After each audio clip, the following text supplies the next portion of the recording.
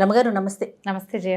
రమగారు, చాలా బాధ అనిపించింది, దుఃఖం వస్తుంది, లేదా బాగా సంతోషం అనిపించింది. భగవంతుడితో మనం పంచుకోవచ్చా? ఎలా? ఆయన ముందు కూర్చొని ఏకాంతంలో నాకు ఈరోజు చాలా ఆనందంగా ఉంది, పలానా పని వల్ల నాకు చాలా సంతోషం అనిపిస్తోంది, ఇది ఒకటి. లేదు, ఇది ఏదో జరిగింది, నాకు చాలా బాధ కలుగుతోంది అని ఆయనతో మనం పంచుకోవటం వలన, కొన్ని చెడే అనుకుందాము, బాధే అనుకుందాం, అది తగ్గుతుందా? మనస్తత్వాల మీద డిపెండ్ అయి ఉంటుంది జయ. అది ఎవరు లేరు, దిక్కులేని వాడికి దేవుడే దిక్కు అని దేవుడి ముందు కూర్చోవటం, చెప్పుకుంటాం మన కష్టం.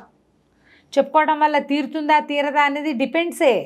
ఇప్పుడు నాతో చెప్పావు, నువ్వు ఈ కష్టం తీరుతుందా కాదు, నీకు ఒక స్వాంతన లభిస్తుంది కదా. అవును, కొంచెం ప్రశాంతం, కాస్త ఓదార్పు. అంటే మీకు చెప్పుకుంటే రమ్మగారు నాకు ఒక సలహా వస్తుంది, ఏది చెయ్యొచ్చో ఏది చేయకూడదో, లేకపోతే ఊరటో కలుగుతుంది నాకు. అవును, భగవంతునికి చెప్పుకుంటే ఊరట మనసుకు కలుగుతుంది. అప్పుడు నేను ఏదో తప్పు జరిగింది, నేను భగవంతుని ముందు చెప్పుకున్నా, నేను పలానా తప్పు నా వల్ల జరిగిపోయింది తండ్రి అని ఆయన చెప్పుకున్నా, నేను దాని యొక్క తీవ్రత నాకు తగ్గుతుందా? దాని ప్రభావం అది కూడా డిపెండ్స్. పశ్చాత్తాపం వల్ల నీ బిహేవియర్ మారుతుంది. పాపం పోతుందని అనుకోవద్దు. దేవుడికి చెప్పడం వల్ల తప్పు ఒప్పు అయిపోదు. ఒప్పు కాదు, ఒప్పు చచ్చినా కాదు, తప్పెప్పుడు తప్పే. కాకపోతే ఏంటంటే ఇది నా తప్పు, ఇది నా పొరపాటు అని నువ్వు ఒప్పుకోవటం వల్ల, నువ్వు ఏమన్నట్టు కన్ఫెస్ చేయటం వల్ల నేను నువ్వు సరే ఇది నా తప్పు అని నువ్వు తెలుసుకోవటం వల్ల నీ ఫర్దర్ బిహేవియర్ మారుతుంది. అది నీ ఫర్దర్ మిస్టేక్స్ కాకుండా ఆపుతుంది, మళ్ళీ రిపీట్ చెయ్యు. అంతేగాని పాప ప్రక్షాళన లాంటివి జరగవు.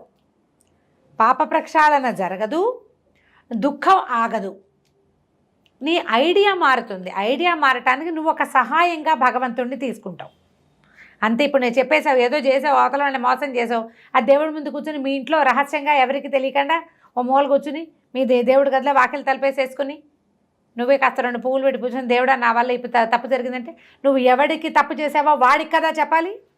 పశ్చాత్తాపం అంటే దేవుడి ముందు కూర్చొని చెప్పడం కాదు, అది కాదు. నువ్వు ఈ వల్ల ఎవడికి తప్పు జరిగిందో, ఎవడు బాధపడ్డాడో వాడికే చెప్పటం. వాడి నుంచే నువ్వు క్షమాపణ పొందితే నీ పాపం కొంత తగ్గుతుంది. కొంత పశ్చాత్తాపం అంటే అది.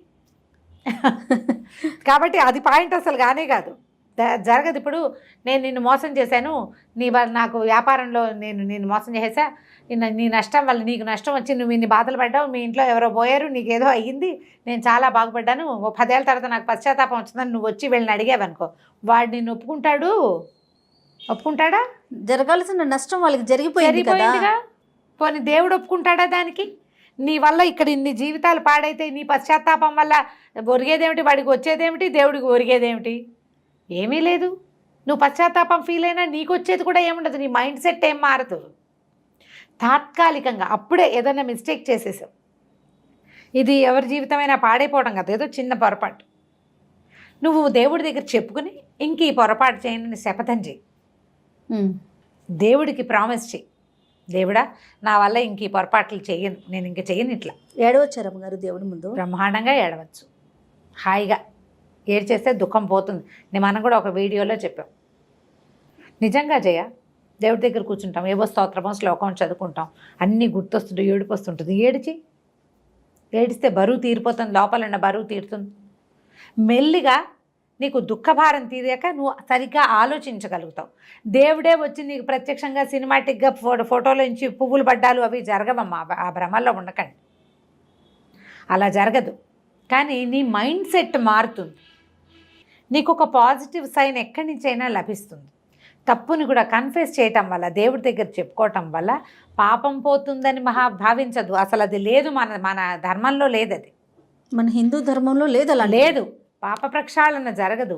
నువ్వు ఇక ముందు ఫర్దర్గా తప్పులు చేయకుండా ఉండడానికి కానీ ఒకటి, తర్వాత నీ ఆలోచన విధానం మార్చుకుంటేనే కుదురుతుంది. అది చెప్పేస్తే పోతుందని అనుకోవద్దు, చేసిన పాపం చెప్తే పోతుంది అనేది మామూలు మాటమ్మా, పోదు.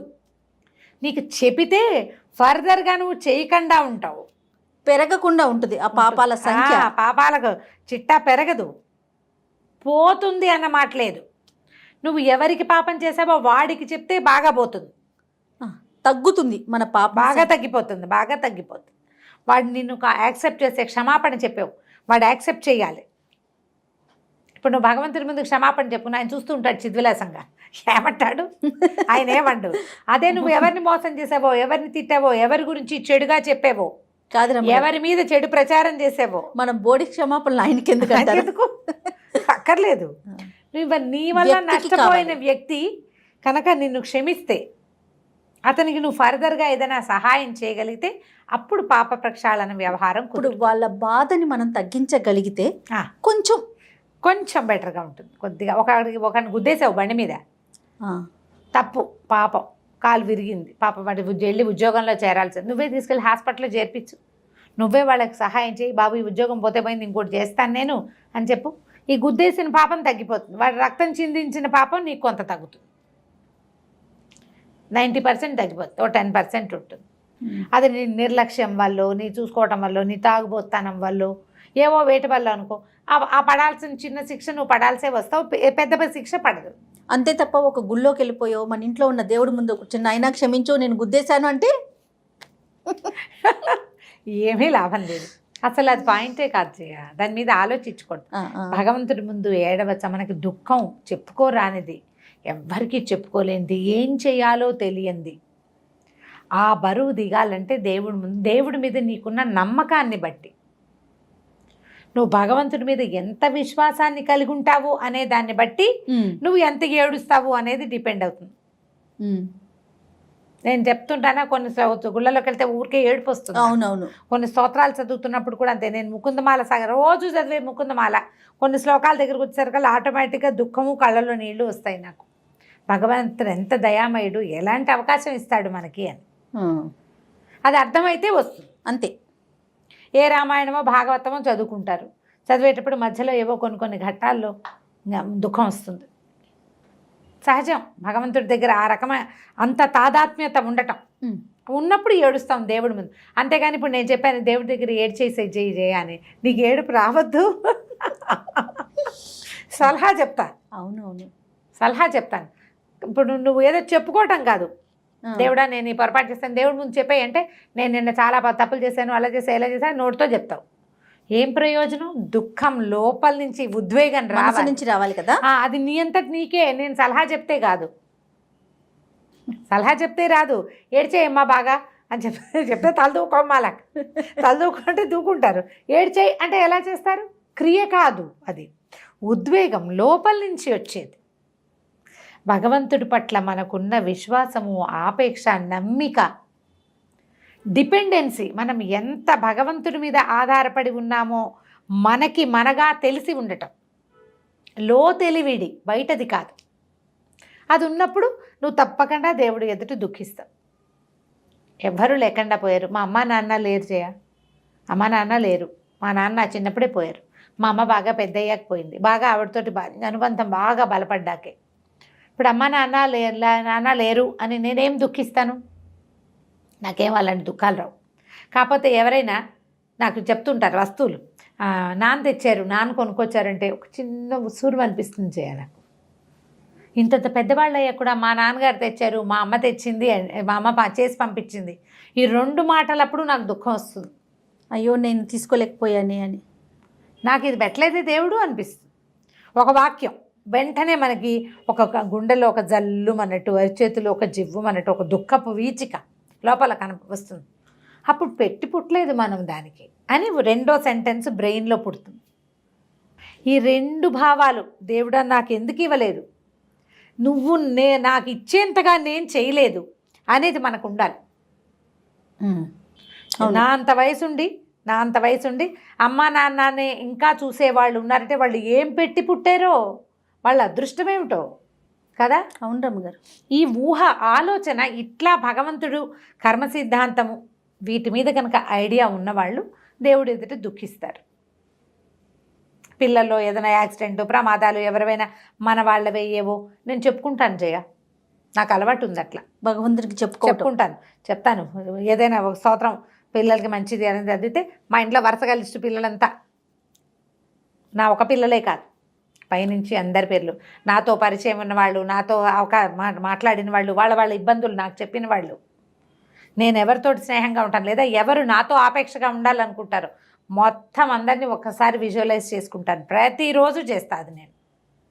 వీళ్ళలో ఎవరికైనా ఇబ్బంది ఉందనుకో, ఫలానా ఒక పిల్లకో ఓ పిల్లాడికో వాడికి ఉద్యోగం రాలేదు, వాడు ఏదో కష్టపడుతున్నాడు, ఏదో చదువుకు వెళ్ళాడు, అక్కడ ఏదో ఇరుక్కుపోయాడు, ఓ పిల్లకి అనారోగ్యం, ఇంకో పిల్లకి పిల్లలు పుట్టలేదు, పెళ్లి కాలేదు, వాళ్ళని తలుచుకుంటాను.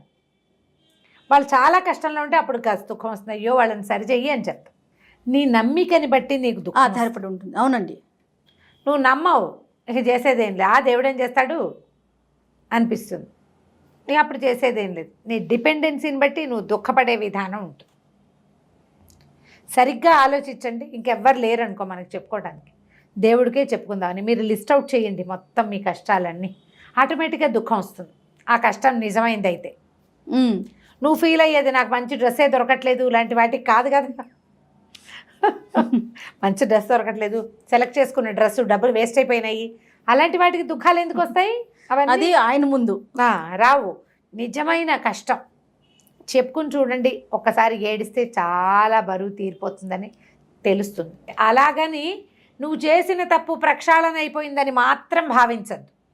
మరలా చేయకుండా ఉండాలి, ఆ బుద్ధి ప్రసాదించడం. తప్పు చేయకుండా మళ్ళీ ఈ పొరపాటు చెయ్యకుండా ఉండాలని ప్రార్థిస్తూ, కనీసం మైండ్ సెట్ నాది మారాలని భగవంతుడికి నమస్కారం చేసుకుంటూ ఉంటే క్రమంగా మన పరిస్థితుల్లో ఎంతో కొంత మార్పు వస్తుంది.